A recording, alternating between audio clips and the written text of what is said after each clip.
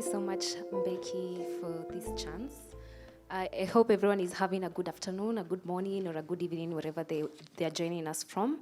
My name is Regina Gitau. I'm the Policy and Research Intern at Flone Initiative. I'm an urban planner by profession.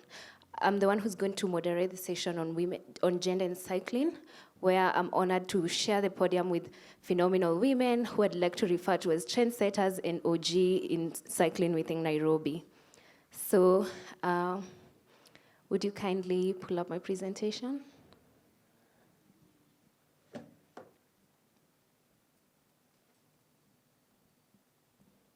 So I'll be presenting on our recent research, which is titled "Breaking Barriers: A Study Report on Increasing the Participation of Women in Cycling in Nairobi County." The agenda. Next slide, please. The agenda of this presentation is to present on our study rationale, the research objectives, the study context, which is Nairobi County, our methodology, the findings and recommendations. This is just a short bio of me, and just to put it in context, now that we are talking about cycling, I'd like to refer to myself as a kind of an intermediary level cyclist who's struggling but enthusiastic to learn. So why did we undertake this study? Obviously, as we all know, the global conversation on reduction of GHG emissions is catching heat as we near the year 2030. Transport, the focus of our conference today and in the next few days, is one of the largest emitters of GHG emissions in Kenya. And there are commitments to decarbonize the sector by the year 2050. So this means that there is a need for a shift to sustainable modes of transportation, and women are at the middle of it all, because women still have minimal access to private automobiles to undertake their daily trips. As it has been mentioned, they mostly undertake their housekeeping or caretaker responsibility, which requires them to move from one point to another during the day. However, as we all know, in Nairobi, the public transport system is not as reliable or even as accommodating for women travel needs. So there is a need for a more reliable and convenient mode of transport for women. And as we have seen, the county of Nairobi and also in Kisumu City, there have been investments that have been made on increasing non-motorized modes of transportation so that they can support the travel needs of urban residents. However, do these investments really translate to usage by women? That's what we're here to find out, and hence this study. Next slide, please. So for our research objectives, we wanted to establish the level of uptake of cycling within Nairobi among women, to identify the constraints that women face when cycling in the city, establish what are the motivations and the support factors that women cyclists have, and also develop and disseminate recommendations to increase the uptake of women cycling as a mode of transport within the city. So in our study context, as you can see, it's Nairobi County, which is a highly urbanizing city, currently with a population of about 4.4 million people, and the gender balance is, it's almost balanced, but women are slightly more than men within the county. When it comes to the modal share within the city, as you can see, there's high reliance on public transport. Walking follows at about 39%, private car usage 39%, which is also increasing as the income levels of residents increase, and also cycling, which is about 1%. So as you can see, it's a very minimal number of trips that are undertaken through cycling in the county. In terms of, among that 1% of cycling, only 3% of them are women, 96.9% are male. So as you can see, the gender gap is quite glaring, and it's essential to identify why do we have this gender gap when it comes to cycling, despite having the right infrastructure in place. So I'm gonna take you, of course, as you can see, sustainable mobility is becoming a global agenda that is really catching, the conversations are going on. So we obviously had to anchor our study to the global, regional, national, and the local context in terms of sustainable mobility. So in the global context, as you can see, we have SDG 5 on equality, 9 on infrastructure, 11 on sustainable cities and communities. We also have the new urban agenda, which advocates for sustainable modes of transport, and NMT is one of them. The regional context, of course, we have Agenda 2063, Pan-African Plan on Active Mobility, which I think Penina has talked about it, which is an ongoing initiative. We also have the AU, African Road Safety and Observatory Road Safety Matters in Africa, which is essential because safety of cyclists is paramount when it comes to this study. In the national context, we'll of course have our development blueprint in Kenya, which is Kenya Vision 2030. We also have the Integrated National Transport Policy, Street Urban Design Manual, among others, as you can see, which are policy and legal frameworks which are in the built environment or even in the transport sector. In the local context, of course, we have the City County Transport Act here in Nairobi. We have the non-motorized transport policy, which has helped accelerate investments in infrastructural development when it comes to NMT in the city. We also have the Nairobi County Integrated CIDP, which is actually ongoing. And also we have the Nairobi Integrated Urban Development Plan. We have the upcoming Railway City and the Namata BRT system, which is also underway. So what methodology did we use in our study? We targeted female cyclists and non-cyclists within Nairobi County of diverse ages and careers. That ranges from people who have 9-to-5 jobs in the private sector, in the public sector, personal trainers, people who run errands, people who own businesses, women who are also in the transport sector. So we had a holistic view of opinions and experiences when it comes to cycling in Nairobi. For data collection, we undertook an online survey which entailed 80 respondents, 58 cyclists, and 22 non-cyclists. We also undertook focus group discussions, as you can see on the photo on your right. We also undertook key informant interviews, study tours to cycling events. A recent one being during the Nairobi Placemaking Week in October. So we were able to pinpoint what are the pain points or experiences of cyclists in Nairobi County. For data analysis, we relied on quantitative analysis from the inbuilt survey of SurveyMonkey, which is also a tool we used in collection of data. So our key findings. So our key findings, we mostly relied on what are the motivating and supporting factors for women, what are the challenges women cyclists are facing, and what are the barriers and constraints that limit the uptake of cycling among Nairobi, now that we've seen that the ratio between men and women who cycle is quite glaring. So we really needed to understand what are these challenges that are causing women to not take up cycling. So for the cycling purpose, that is maybe the motivations. As you can see, most women cycle for recreational purposes, which is mostly women who participate in these cycling events organized by their groups. We also have utility purpose, which is about 4%. So only 4% either cycle to school, work, or even to run errands. We also have 15% who cycle for both either recreational purposes or utility purpose. The frequency, as you can see, women do not cycle that much because the highest percentage, which is 33%, only cycle once annually. We have 19% once in a week, 19% either once or twice 3 months, and these respondents revealed that the main purpose of them cycling was either as a mode of exercise or therapy, or maybe go shopping to their local grocery stores.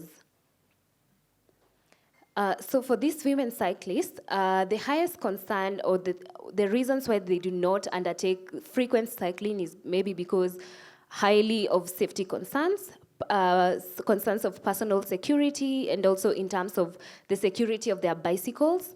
We also have long commuter distances, which is mostly attributed to the zoning structure of the city, which entails longer distances from work to home. So cycling is not as realistic and as reliable. We also have traveling with luggage, environmental concerns, that is the weather or maybe terrain.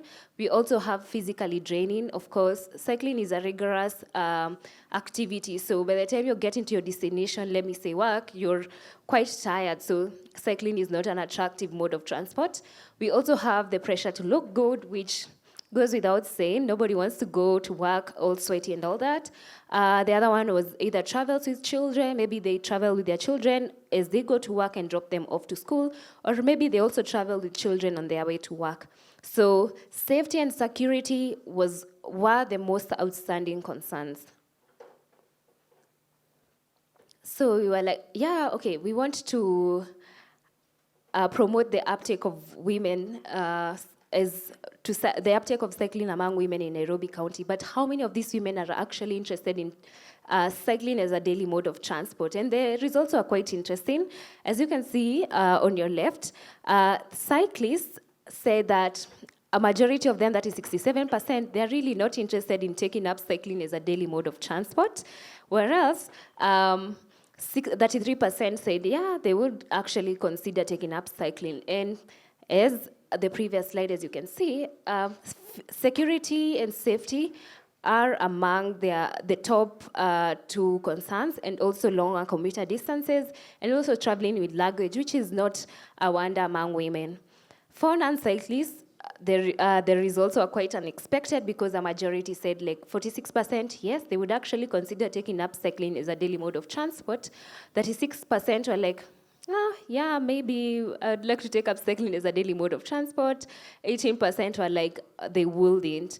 And the main reasons why non-cyclists, the statistics on non-cyclists were like this is because they associated cycling with good health benefits, affordability of the daily mode of transport, affordability of cycling as a mode of transport, environmental friendliness. Now that we are talking about sustainability and climate change, it's a fun activity, of course. Adrenaline is involved.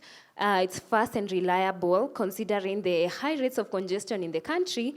I mean, cycling is actually a more reliable mode of transport. So based on the statistics among non-cyclists, we're like, okay, yeah, you guys are telling us that you would actually take up cycling as a daily mode of transport. What is limiting you guys to taking up cycling? So I would like to categorize these barriers into three: contextual barriers, inadvertence, and discrimination.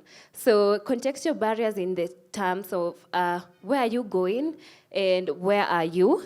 Inadvertence is maybe, do you have access to these facilities? And also discrimination, what are the sociocultural perceptions around cycling? So as you can see there, lack of awareness of road traffic rules was one of the most outstanding barriers, whereby most of them talked about having them not having the knowledge on the traffic rules, and also other road users, that is motorized users, they really do not have awareness on traffic rules when it comes to cyclists. We also have safety and security again, long commuter distances, still among the top three, lack of bicycle maintenance and repair skills, lack of the cycling skills at all.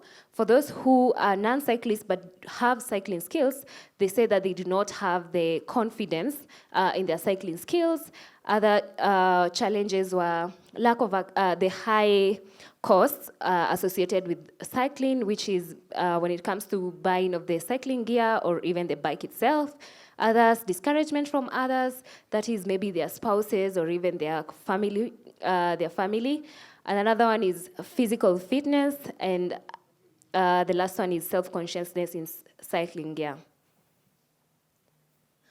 Other emerging challenges that came up, especially during our focus group discussions, that were really outstanding and quite eye-opening, were that sociocultural perceptions, especially the non-cyclists, were that when they were growing up, the way they were socialized, they never felt like cycling is something that they would like to take up as girls. Others were negative myths and misconceptions, whereby there are these myths that go around that if a girl cycles, she's gonna break her virginity. So such commentary to young girls, it's really discouraging.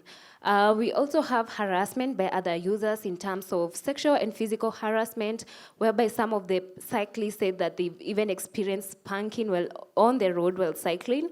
There are also deliberate blocking when on the road, which comes back to the fact that there's no awareness on the road traffic rules when it comes to cyclists. Others were individual limitations in terms of lack of interest, lack of interest in terms of cycling, the lack of cycling skills and the confidence itself, and also traumatic cycling experiences, whereby we had women telling us the conditions that they were taught how to cycle were not quite as favorable and quite traumatic, whereby you can find you are on top of a cliff and then you're on a bike and then you're just let to flow down the slope, and that's how you learn how to cycle. So it's not as pleasant and encouraging per se. The other one was obviously the cycling infrastructure, whereby there's no proper signage, encroachment by either public utilities or even by vehicles and motorcycles within the city. So this is just a photo evidence, and we really can't say that there's nothing that is being done in terms of cycling infrastructure and amenities. As you can see on your left, we have Baiskeli Center, which is the first and only bike parking facility in Nairobi County. So Baiskeli Center offers bike parking for a capacity of 50 bicycles in a day for around 100 Kenya shillings, which is more or less than $1. It also provides shower and changing facilities for both men and female cyclists. They also provide bike repairs and electric conversions of bicycles. So at least we can commend Baiskeli Center for the positive strides they are making towards promoting the uptake of cycling among women, which, however, setting up of Baiskeli Center also came around with a myriad of challenges in terms of accessing a space that is accessible to and from the city. So yeah, on your right, you can see encroached bike lanes. You can see there are bollards right in the middle of the cycling lane, and there's also a street lighting on the cycling lane. So it's really not as easy for a cyclist to maneuver through the cycling lane. On the bottom, you can see there's a faded cycling lane. So it's not as easy to demystify, like, is this space allocated for me, or is it paint that splashed on the road? So yeah. So for our recommendations, based now on our findings, what do we recommend? What would we like to be done so that we can promote and encourage more women to take up cycling as a daily mode of transport, or just take up cycling as a recreational activity?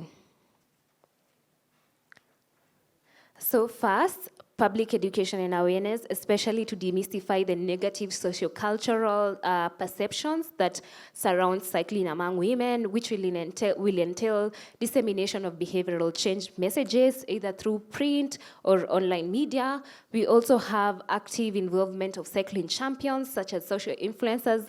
I think we are fortunate enough to have our first lady who's a cyclist, so she would be very integral in driving this agenda. We also have men, religious and cultural leaders, because of the integral role that they play in society. We also have organization of cycling events that attract about maybe half of women's participation. We also have access, increasing the access of women to affordable and women-friendly bicycles, which will entail also either the government providing these assemblers or importers with incentives that are able to make it easy for them to import bicycles that are that suit women needs and are also affordable. For the business owners, such as Baiskeli Center, they can also have business models that promote the ownership of these bicycles for women through chamas, which are women groups that women use to pool money together and assist each other.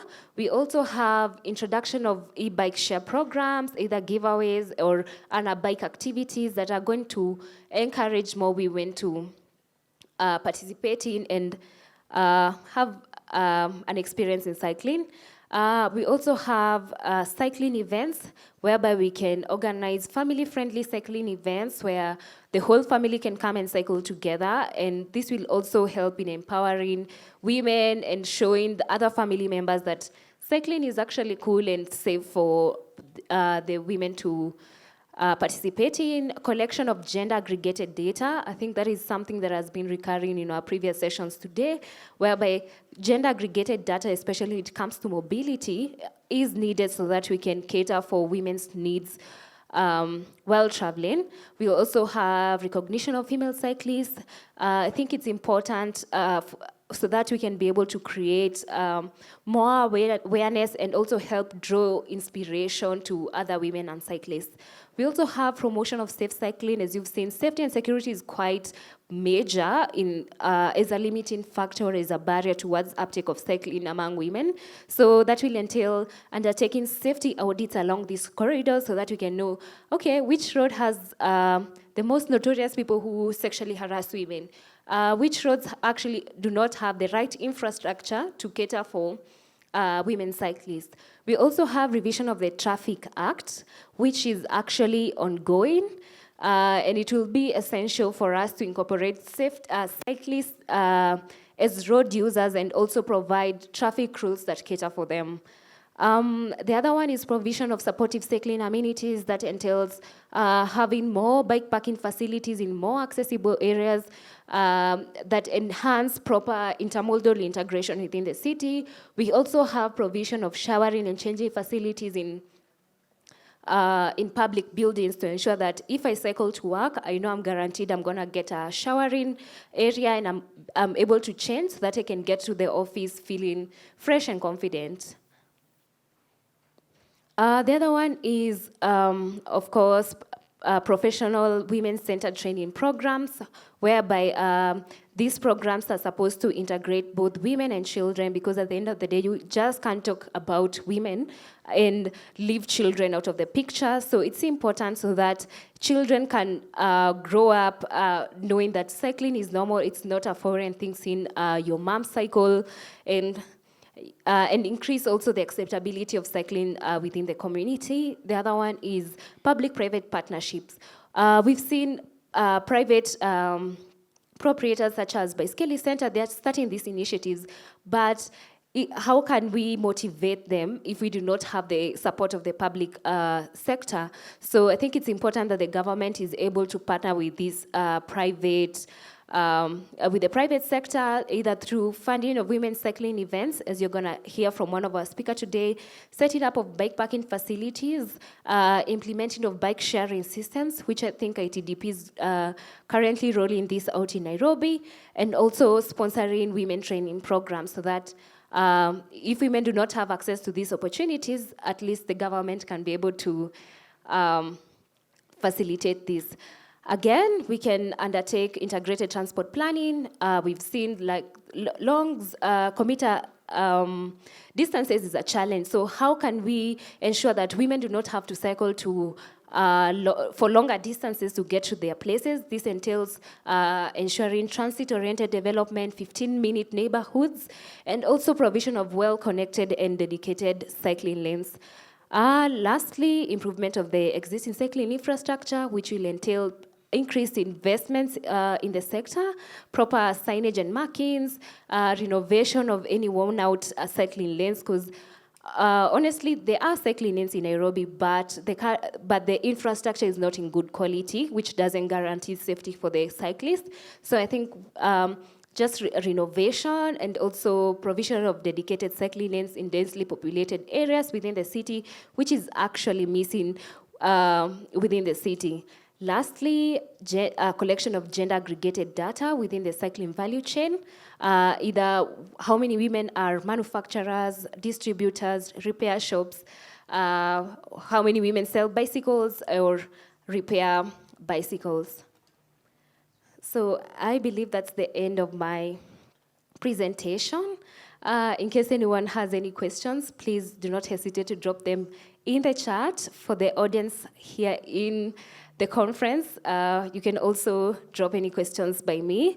So I'll go ahead and introduce my other panelist, who is Mercy Fwande. Mercy is a professional cyclist, and she'll be talking about the case of e-bikes in Nairobi, and I'm excited to hear what she has for us. Mercy, if you're in the room, please. Oh, that's nice. You can go ahead. Welcome. Thank you, Regina.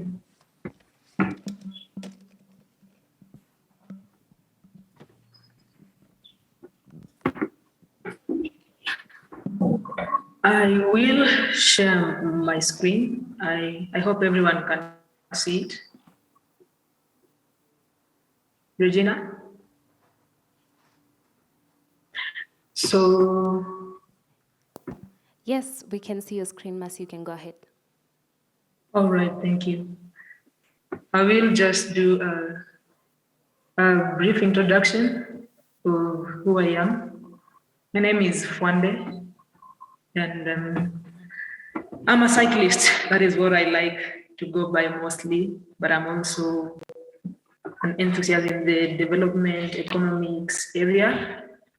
Currently on the last milestone for the Master of Science in Development Studies, and I've also done a certificate in green economy from the United Nations and the Partnership Actions for Green Economy, and a background based in finance as a major. So I'm a cyclist in Kenya. I cycle for the national team and local team, but I call it semi-professional because it's a bit of a challenge to call yourself a professional cyclist right now in Kenya.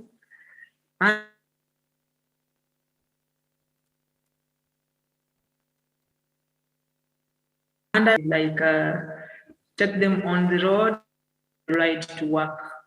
So I've worked as a cyclist in different capacity. Apart from that, training women to ride, I've worked as a Live Cycling Kenya ambassador, and I also participate for the national team. I'm in the duathlon that is running and cycling.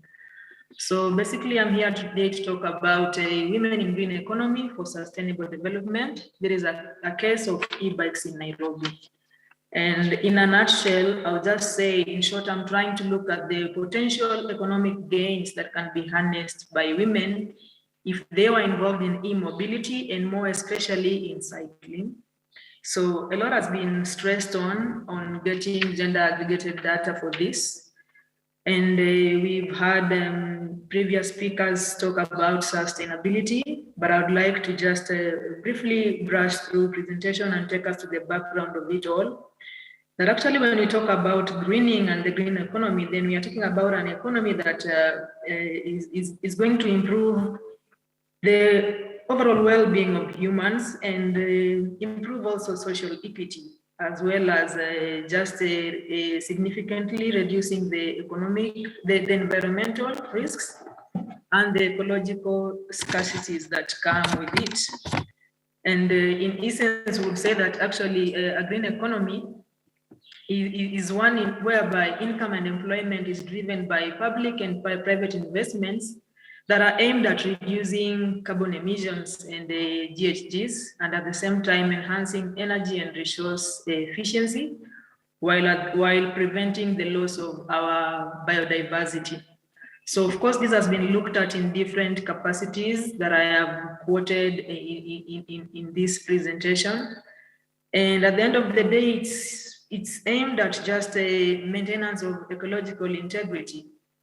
At this point, I'm glad to say that from Regina's presentation, I'm actually the 2% of women that cycle daily, to do every other thing here and there. And I'm looking at the interrelationship between sustainability and green economy and gender. Like, why women? Why would I want them? Why would I want to look at what women can contribute to in greening, and at the same time, what can they get from it? Regina highlighted a few reasons, like cycling is rigorous and women are, from their mobility patterns, they are going to many sports with luggage here and there, and it brings physical exhaustion.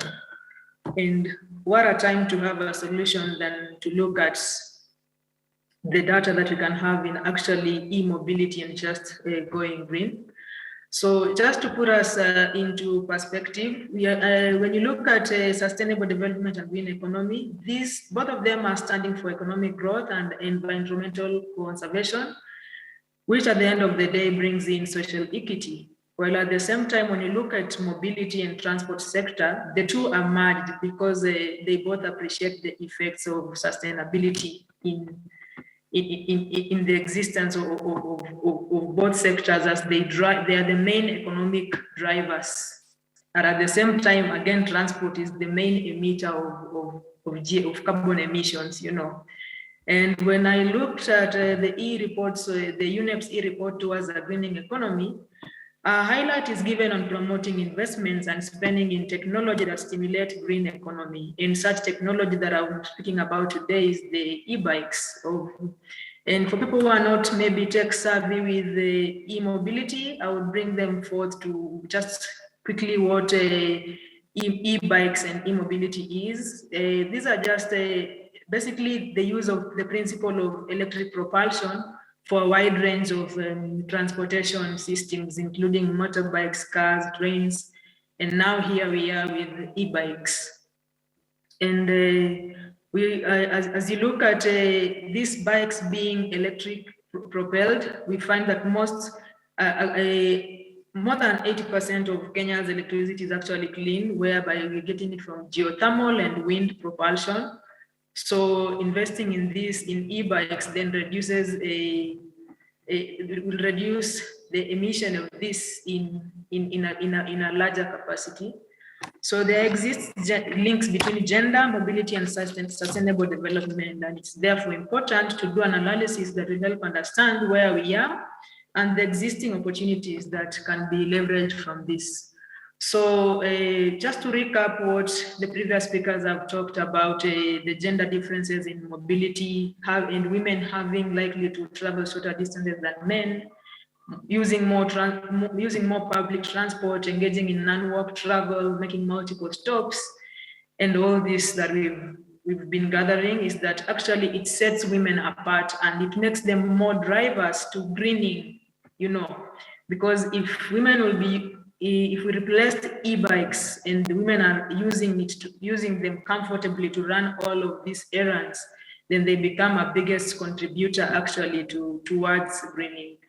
And just to understand where we are, I would quote what Margareta had said, that actually when you have models without data, then those are just stories. And when you have data without models, and again, those are just numbers. So it's important that we understand where we are by running a gender-based survey on e-mobility in order to have differentiated statistics and realize the differences in e-mobility patterns so that we can have the real information that can lead to advancing an economy that is inclusive and green. And now I'm looking at why the case of e-bikes and the opportunities for women. As the previous speaker just highlighted, all the rigors that comes with cycling, the distance, the luggage, and an opportunity to make it easier is that when you have an e-bike, then the propulsion is made easier, and more opportunities lie in this for job creation for women. For instance, we have deliveries within the city. We have mobile nurses that can actually use the bikes to run their errands, both in the rural and in the urban areas. We have social workers that can use the same, you know, to just go from house to house as they are carrying out their work. Even the people doing marketing, put some product on the e-bike and rush to whatever zones they need to cover in a day. And this also gives an opportunity for, you know, zero emission of GHGs and pollution in urban centers, and brings the health benefits that those non-cycling people actually have been looking forward to. So I'll go to more to the potential challenges, or actually the gap that has been presented in the why e-bikes. And of course, there is no differentiated data for it as one, which can, of course, which is critical in informing in planning and policies and implementation. And there are infrastructural challenges, and majorly, and this is the thing that I handle mostly, the lack of operational technical skills and knowledge in cycling itself and e-mobility, because cycling is just cycling, whether it's e-bikes or it's a manually driven bikes. And of course, we have the competing budget for the limited national funding within the country.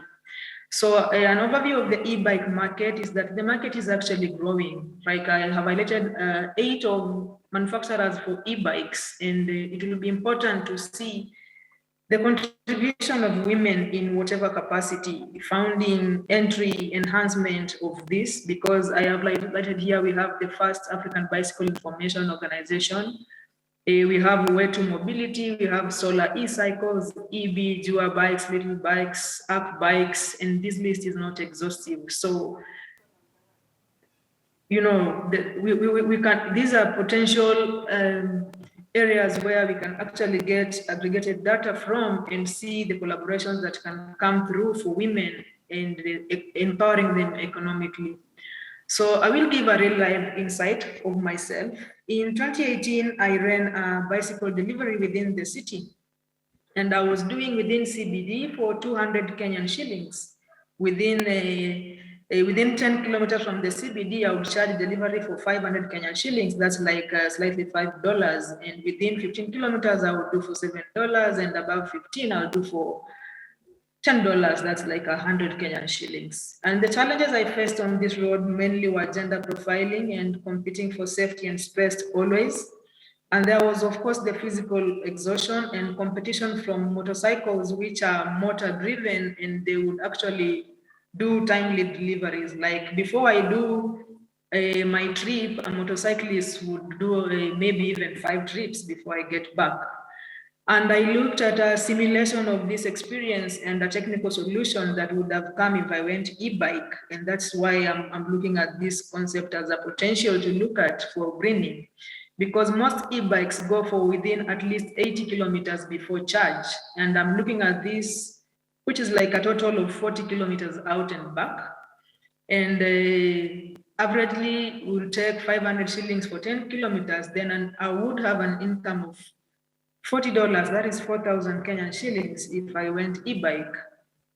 So basically this concept here is to recommend that we actually partner up if we can reach out and just be able to look at these differentiated statistics and majorly to formulate potential business models that can be leveraged for e-bikes from women, because actually the e-bike option is less rigorous for women as opposed to if we go for manual cycling. And potential business models that can come from this would actually enable the women to be sustainable, instead of saying that we are providing bikes for hire. The government is putting down taxes for, for generally all the bikes. If we look at now, how about the e-bike sector? Because the potential of actually women taking through these as a business model would really be great. As a Kenyan from the rural area, right now I'm speaking from Kitale town, and if you went to my town, you will find that actually there are lots of bikes that are manually driven, and 100% will be driven by men, but they are finding economic gains from it. They are taking produces from the farm with it. They are carrying other passengers. Famously, we call this in Kenya and Uganda as boda boda. It's a means of transport. And if you went to other towns like Thika, Nakuru, Busia, it's still the same. You'll find that actually the number of women is alarmingly low, but the economic gains that can be gained from it, if it was e-bike and a bit easier than that, would be much. So carrying out capacity building programs for women would be very important. Teach them to ride, teach them road safety. teach them technical skills of e-bike functionalities and the economic gains from it, have these models actually run and have support group for the same, and train now on the importance of greening and climate change and their potential contribution as women to actually ensuring that we go green, and that their action is felt and is actually contributing towards saving the climate in a way that is beneficial to them and beneficial to the society. So all this is what a potentiality that we could put together from this presentation. And I would like to end my presentation from there. Thank you.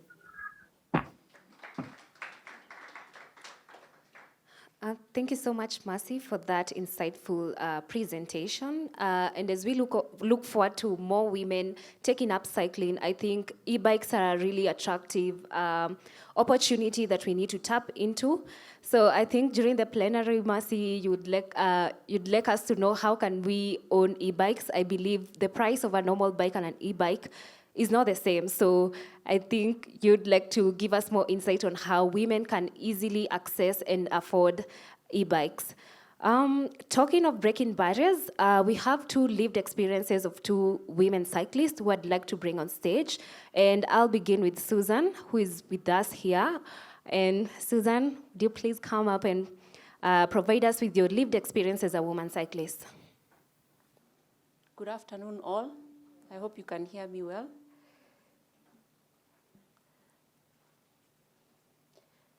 People wonder, how is it I am a cyclist? From the people that I can see here, how many women cycle? By show of hands.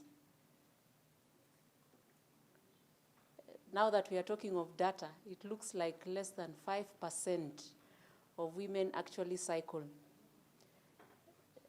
There is knowing how to cycle, and then there is the cycling that we do. And I'm also here with two of my very good friends, Caro and Zainab, who we cycle together. I started cycling as a way for keeping fit, as exercise, and also as a leisure activity. From all the talks that we have had, a lot of the women who cycle, and a lot of the people who cycle also, cycle for economic activities. Then there's the group of us who cycle for leisure. I started cycling 12 years ago, and when I started, it was a very strange thing, because every time I cycled on the road, I would turn heads because they had never seen a woman of my size cycling. We always assume that the women who cycle must be very trim and always wearing lycra and the shades and the helmets, and they look very fancy when cycling. But there is the ordinary people like us who decided to start cycling. Of course, at that time, while it looked like the clothing that they wear and the helmets were fancy, they are actually safety gear. So with time, I adopted the safety gear, and it made the cycling easier. So what makes me want to cycle and keep cycling? One is that I cycle in a group. Actually, I cycle in many groups, and that group cycling gives confidence on the road, because I am sure that I am not alone. So I'm not afraid that someone will come at me from behind, or a car will harass me, especially when I'm doing group cycling. Although most of the time also I do solo cycling. The other thing that encouraged me in cycling is seeing other women cycle. So the first time I came for cycling, I saw that there were women who are even older than me who are cycling, and it was very encouraging. So that kept me going. And also the women who have come after me got encouraged because they saw women like me cycling. So it became a bigger thing. The other thing was to encourage my kids to cycle. One of the things with children is that they do what the parents do. You can't tell them, go outside and play, and you're on the phone or you're watching TV. They will want to do what you're doing. So when I cycle, my children also learn from me and know that it is okay to cycle, and they cycle with me. Also, I cycle to get better. And of course, the first time I started cycling, it was very difficult. It was very exhausting. I was discouraged. It took me, I cycled on a Saturday. I slept the whole of Saturday afternoon and the whole of Sunday, and I recovered on Monday in the morning, mid-morning. But now it is easier. The more I cycle, the better it becomes. So I can cycle on Saturday and still cycle on Sunday. And if I had the opportunity, I would still cycle on Monday to Friday. So the more you cycle, the stronger you become. Of course, the routes don't change. The course is still hard, but the better you become. And I also practice for competitions, because sometimes I cycle for races. I've participated this year in 3 races, which I'm proud of. Even sometimes when I'm number last in the order of things, I am above the people who did not finish. So it's an encouraging thing to know that I can cycle for a race, finish the course, and there are so many other people who are better but did not participate or did not finish, and I'm there as a person who has finished. And I also cycle for tourism. I have transversed Kenya on a bicycle to Mombasa, to Namanga, to Arusha, to Nakuru, to, which is the other direction, Limuru, to Sagana, to Machakos, to Mua. So I have really transversed Kenya on a bicycle, and it is interesting to see the road when on a bicycle as opposed to seeing the road while you're in a car. You discover, this is a town. There's a bump here. There are rumble strips here. There's a pothole here. So it is very interesting to discover your countryside and your country through the bicycle. Of course, there are some challenges that I face while cycling, whether in a group or whether cycling alone. One of the main challenges, of course, was the cost of the bike. The cost of the bike itself and maintenance of the bike and related accessories to cycling. For instance, I mentioned that for you to cycle well, there's the need for safety gear, a helmet, visibility. So you have to do the lights, you have to do reflectors, then make sure your bike is in good condition. So you have to maintain it. And sometimes when you cycle with people, you realize there are certain things in bicycles that make them better. So you are tempted to always improve your bicycle to make it better and more efficient, and it comes at a cost. The other challenge I face is the poor infrastructure. From above, you think, usually when we are riding, there are people in the cars who are hooting at us and telling us, can you ride out there, you cyclists, get out of the road. But you realize you can't ride out of the road because even the shoulders of the road are terrible, and it would be unsafe for us. So there's that, the bad roads. And then some insecurity, especially from intruders. We are more unsafe from people as women than from cars. In fact, when I'm on the road, I'm more scared of someone coming to interrupt my cycling, especially motorbikes, than being afraid of a truck. So it is something that as women, I think it discourages a lot of women from cycling, knowing that you cannot just get out, even if you enjoy the sport, you cannot just get out and cycle on your own, because you have to start thinking. Even my journey today, as I was coming, I was saying, it's a good time to leave home, but what will happen if I start cycling here, because I live about 30 kilometers from the city. If I start cycling here at 4 p.m., and then what happens when I reach that hill where it gets dark and then there are some trees along the way? So there's that fear of people attacking you. And then sometimes I face insults. Of course, there are unsolicited comments as you cycle, people catcalling, giving comments, others even running after you. And it is especially discouraging when you meet even young boys Usually it is young boys, not girls, who, you know, they are also catcalling, so you wonder who is teaching them how to do these things. It is very discouraging. There's the expectations that people have for people who cycle. One of them, of course, is that they expect because you cycle so much, you should be so slender and muscular, and you should be like all the people we see cycling. And what's happening to you? You cycle so much, but you still look the way you look. But well, like I said, cycling is not only for the small, it could also be for older women, for bigger women. So it's a matter of if you feel comfortable cycling. I'm not an activist, but I have influenced quite a number of people into cycling. And for this year, I have a target of cycling 4,000 kilometers. I have 347 kilometers remaining and about 4 weeks remaining. I only cycle on Saturday and Sunday because I'm working during the week, and it is a bit hard to cycle to work, to commute, because even the work facilities are not very friendly to commuters, especially women. I know men can cycle and just, you know, wipe themselves down and dress up, but for us, you make your hair, there are so many things you need to do in order to be work ready. So sometimes when you cycle, it is not easy to be work ready for the kind of jobs that we do.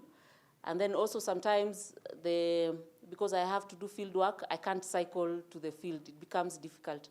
So I only do Saturday and Sunday, and it is mostly leisure. And I am encouraging more women to cycle. It is very nice. It makes you fit and healthy, and it is enjoyable. It's a wonderful way to refresh your mind. Thank you.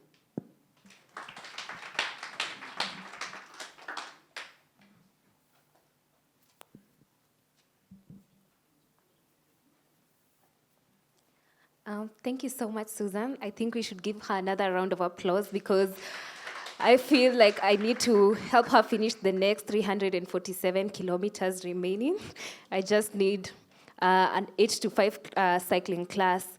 I like that you guys are keeping the questions coming. There's one question on Bicycle Center. Do they hire bikes? And I don't think they hire bikes, but I think you can have an arrangement with the owner on how you can own the bike, but pay in certain arrangements. Do they have a club? I think this question is going to usher in our next speaker, Cyprian Odada, who is the founder of Critical Mass Nairobi, a cycling club within the city. So Cyprian, are you with us? So good morning, everyone. My name is Cyprian Odada, and I am the Executive Director of Critical Mass Nairobi. And Critical Mass Nairobi is one of the grassroots organizations that is trying to transform our city into a more sustainable, more bicycle-friendly city. I feel like a lot of the things that I will mention in my presentation have been shared by other presenters. Susan Araka especially has touched on some of the things that I wanted to touch on. Let me screen. So Critical Mass, I'm sure some of you have heard the name Critical Mass. So we began back in 2014, and in 2014 to 2017, we were essentially a cycling movement. And our goal was just to basically have fun, to get more people to cycle and to just have fun. But with time, we realized that this movement that we had was playing a much greater role, and it was influencing how people were cycling in the city. So the organization, as I've mentioned, began in 2015 as a cycling movement, but we were officially registered as a non-profit in 2022. The main goal of the organization is to transform African cities into cycling cities by getting people back on bicycles, and we are starting with Nairobi City. I'm proud to say that Critical Mass Nairobi is currently one of the largest cycling, maybe even the largest non-competitive cycling group in Africa. We are competing with Europe. Sorry.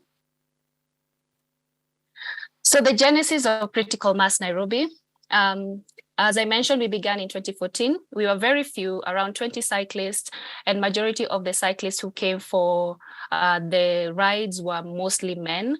The experiences we were having on the road were very rough, very aggressive motorists, a lot of bullying, a lot of harassment. The roads were not conducive. It was very risky to cycle. But one of the things that motivated me as to be a cyclist was how the impact cycling had on my personal life. So in 2017, in 2015, sorry, we noticed that less women were joining the ride, and even fewer men were joining the ride. We noticed there was something happening, and the movement started to plateau, and to a certain point almost collapsed. And we did a lot of calculation and a lot of analyzing, and we realized that because women were not coming for the rides, men were also getting discouraged to come for the rides. So in 2017, we changed our tactic and started involving marshals in our rides. We have experienced cyclists who have been trained on how to handle motorists on the road and how to encourage beginner cyclists and intermediate cyclists and give them confidence on the road. So the marshals that we started working with really helped ensure that more women would join our rides.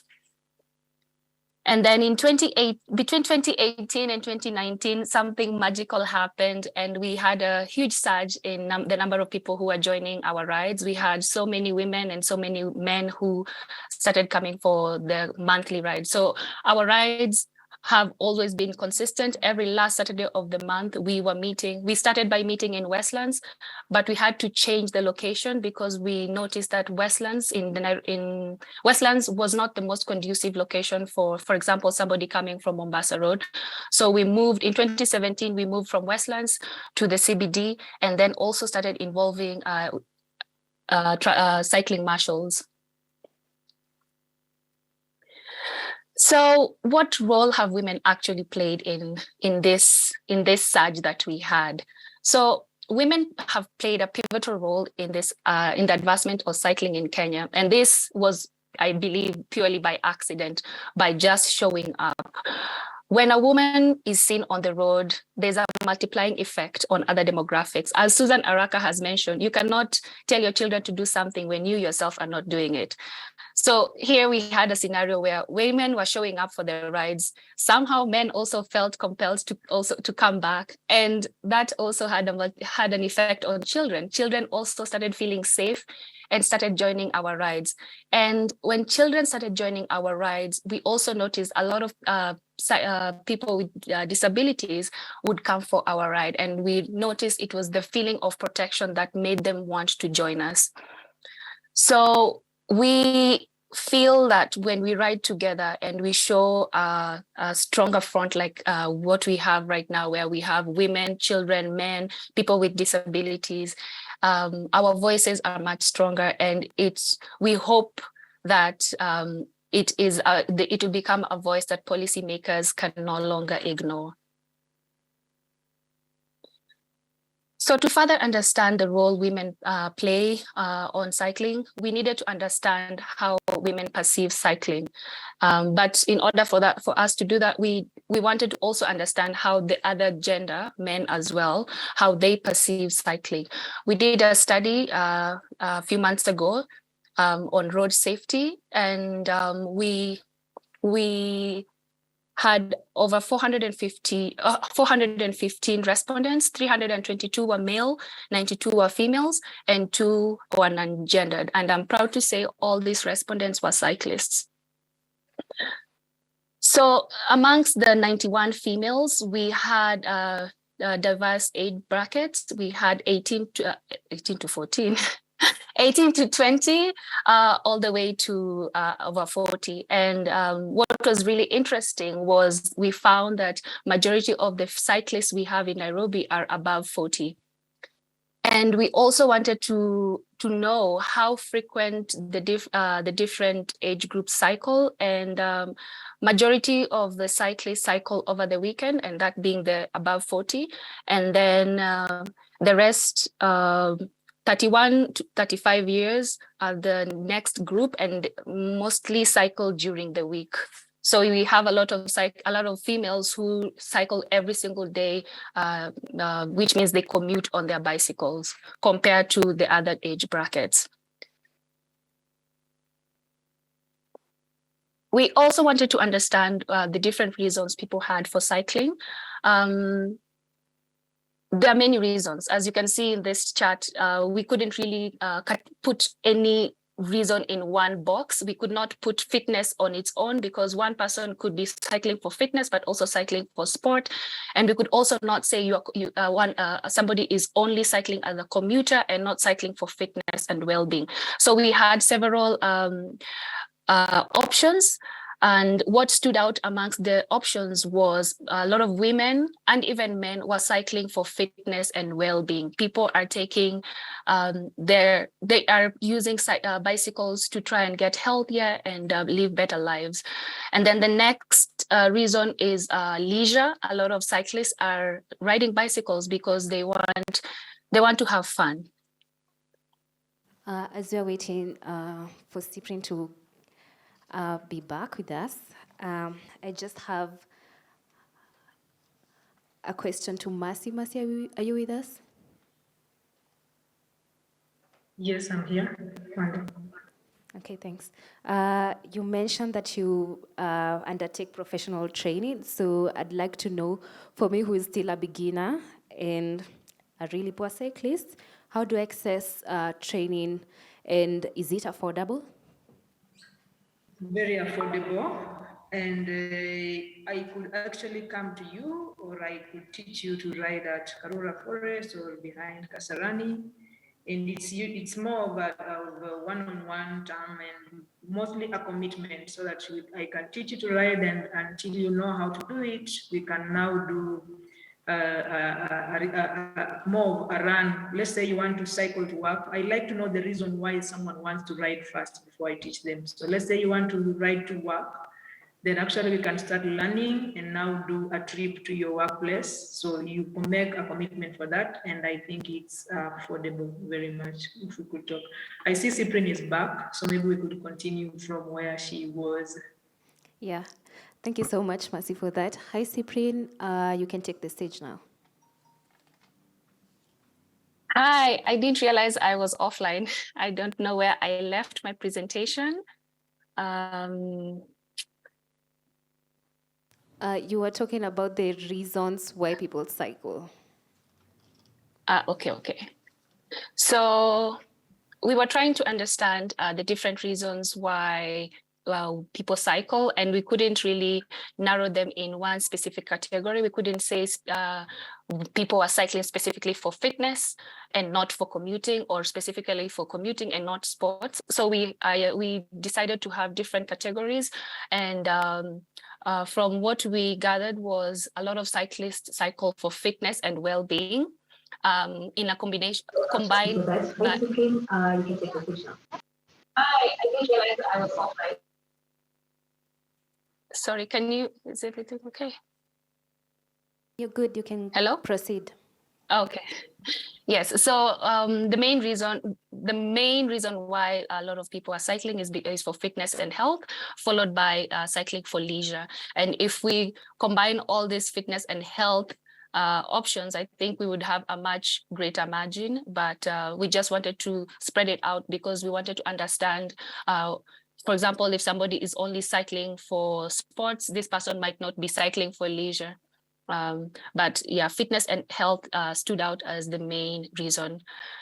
And we also asked cyclists what barriers they encountered on the road, and the thing that stood out the most is poor infrastructure, followed by the negative culture that we experience, the negative cycling culture, and then the driving attitudes of boda.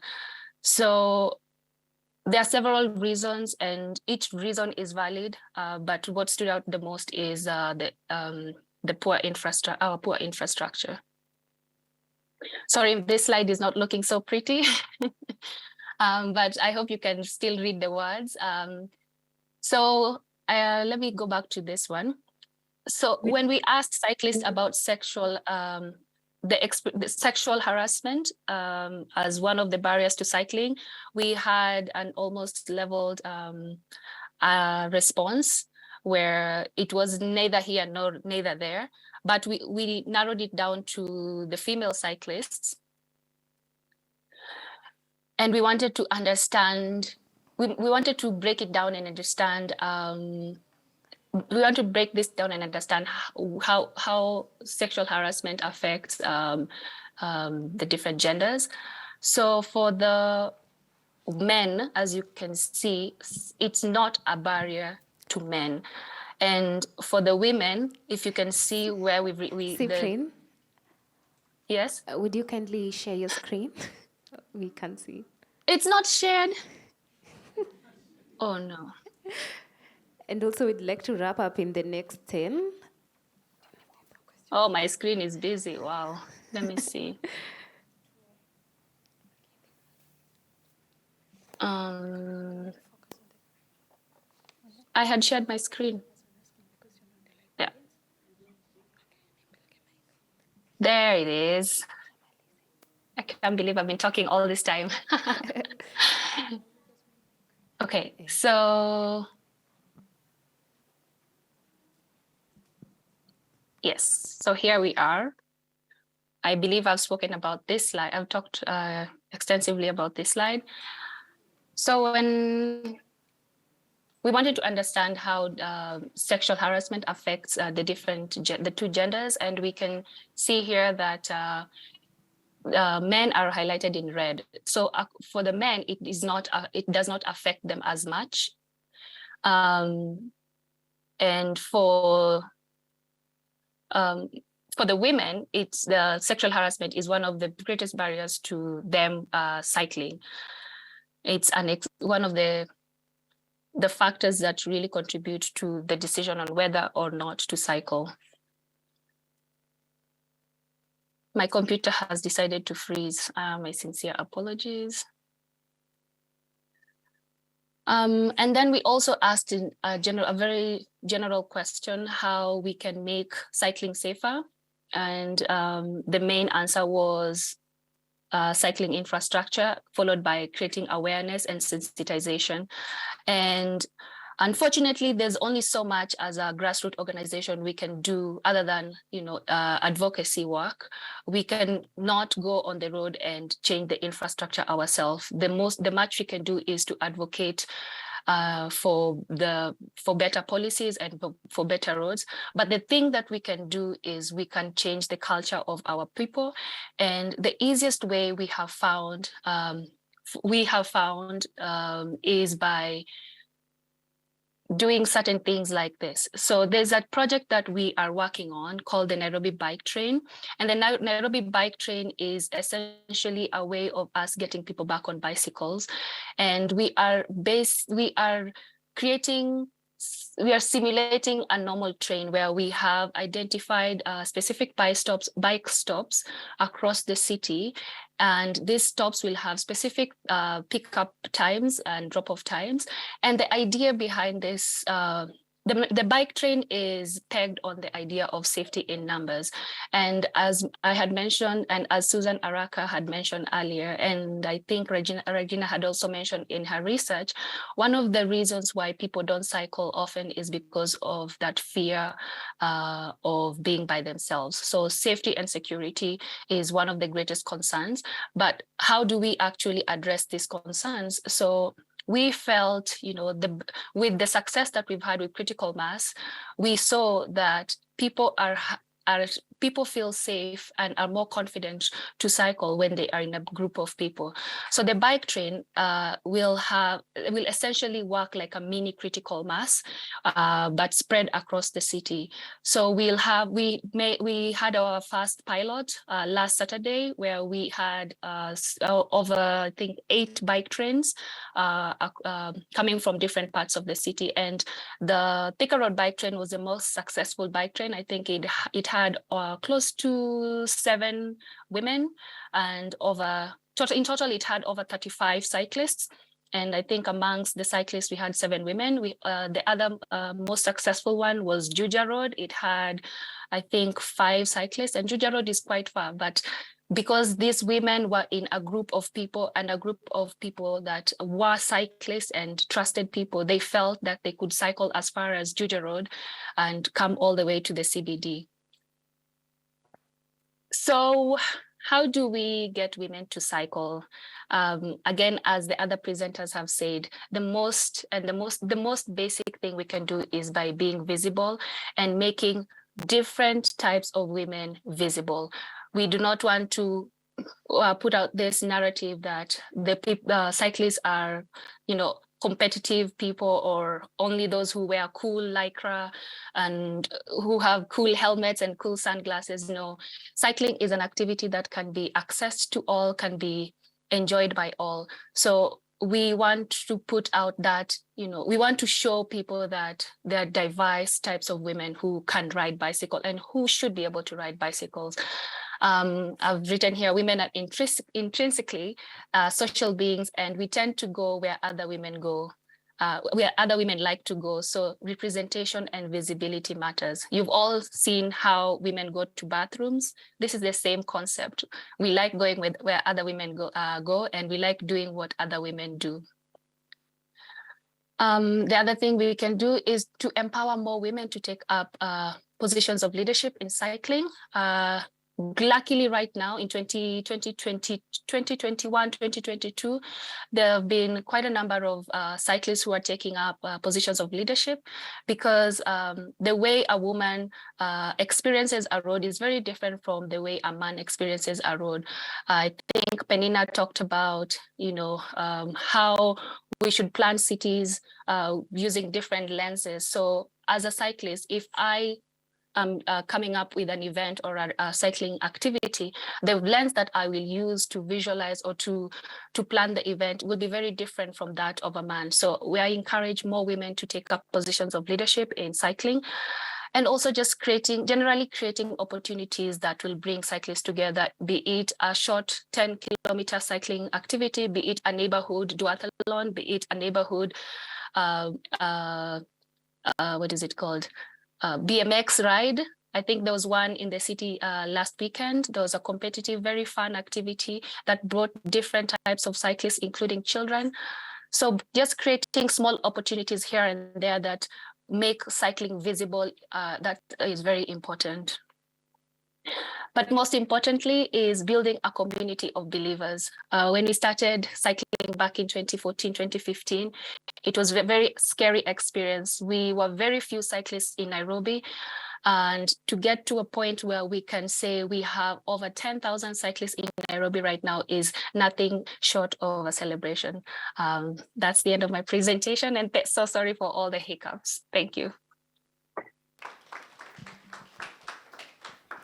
Thank you so much, Cyprien, for that empowering presentation. What I can take from it is that there is power in masses, and representation and visibility matters. So we'll move on to the plenary, and we have a question from our live audience. So that's a very good question. And I actually feel very sad that I deleted a slide. I had a slide where I had a very good friend of ours, Moha. Moha is on a wheelchair, and Moha comes to Critical Mass every Saturday of the month. We also have other cyclists who have different types of disabilities, and they come to Critical Mass. So what we do with Critical Mass is we do not charge any fees. Anybody who can ride a bicycle, or who is on a wheelchair, or who is on rollerblades or skates is free to join us anytime. We wanted to create a platform where anybody can join us. We did not want to create this scenario where this event is for a specific few who can afford it. No, this event, our rides are free and open to anyone. So we expect to see you very soon. No excuses.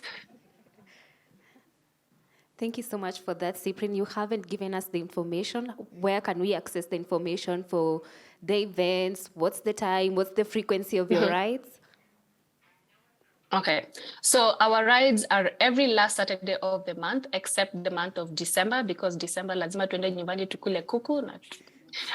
But every last Saturday of the month, we have a ride, and we put our information out on our social media platforms. All our social media platforms are Critical Mass Nairobi, but we also have a website where we put the poster out. So it's still Critical Mass Nairobi. But if you go to Facebook, that is where you will be very amazed, and you will see all the photos that we've had all the way from 2014. Okay, thank you so much. You should be looking forward to seeing me there soon. I think my last question is directed to Susan. You've been cycling for the past 12 years, and what I'd say, I think I've seen how much cycling is empowering, and also it kind of gives a woman a sense of freedom. So what advice do you have to a budding cyclists, and how can we get over these limiting beliefs? Either I believe like currently I'm too old, I can't be able to cycle, or how do I get over these sociocultural perceptions? Okay, thank you so much for the question. So what we don't do is we do not rent or hire bicycles. However, amongst the cycling community, there are several bike shops that do that.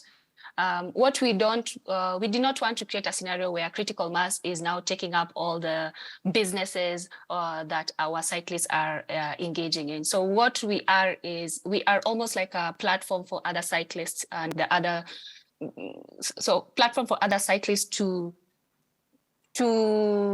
sell their wares or to market themselves. So we don't rent bicycles, but we have contacts of different bike shops where you can rent your bicycle. And the question on if everyone is welcome, yes, everyone, including children, are welcome. The youngest cyclists we have are currently 2 twin 5-year-old boys, and they've been cycling with us for the past 4 months, I believe.